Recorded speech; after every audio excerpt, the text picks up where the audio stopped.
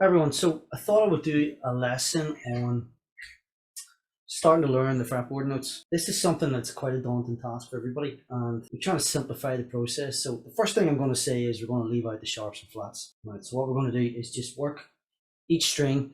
We're going to run through, as I call them, the main notes. Now there's no such thing as main notes, but you need some sort of reference. So we're going to kind of work through them in terms of, on the E string, thinking of the alphabet, E, F, G, A, B, and then you get so far it starts all over again.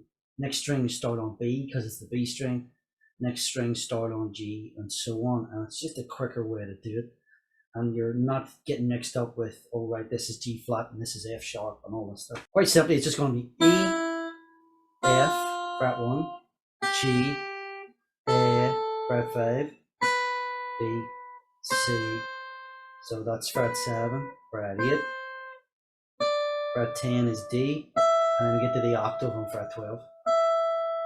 So we've left out all the sharps and flats and just focused on the actual letters themselves, the notes. E, F, G, A, B, C, D, E.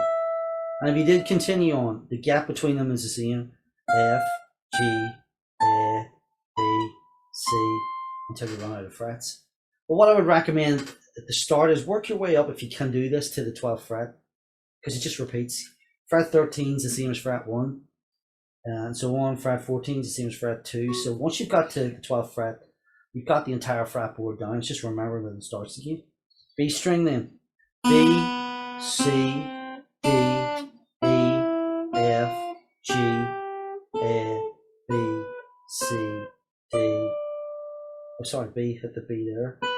Sorry, I'm the 12th went too far. And don't do what I did when I was learning. This is really something you shouldn't do. I learned these strings first, did a load of soloing and all this stuff, and neglected these two for a long time, then had to go back and learn them, and they always were that sticking point. I always thought, I should have covered those. It's okay, I don't need to, but I did need to. So I think you're better getting it down this way. Nobody said to me to not think about the sharps and flats. So I just got a book or whatever it was then and just scribbled down all the notes. That just made it so much harder. And I was thinking, well, how is that G flat when somebody else says it's F sharp? So don't worry about that at the start, because it just becomes total fretboard overwhelm. Take it the easy way and just work your way up. Main notes, so as I said there, B, C, D, E, F, fret 6, fret 8 is E, F, G, A, and then we hit the octave again on the 12th. Same thing on the G string. Now we won't be going to fret 1 on the G because that's G sharp.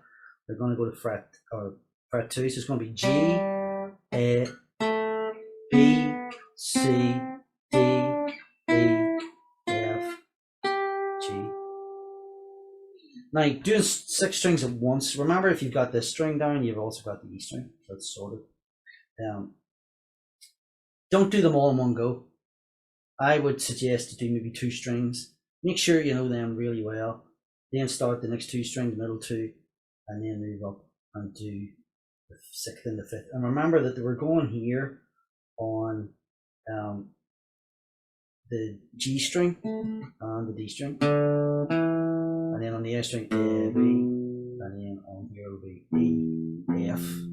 So if whatever you do on this E string, you're going to do on this E string. But at the minute, I would say work on these 3 strings. If you find this video useful, I'll do the other 3, and then we'll do the whole fretboard.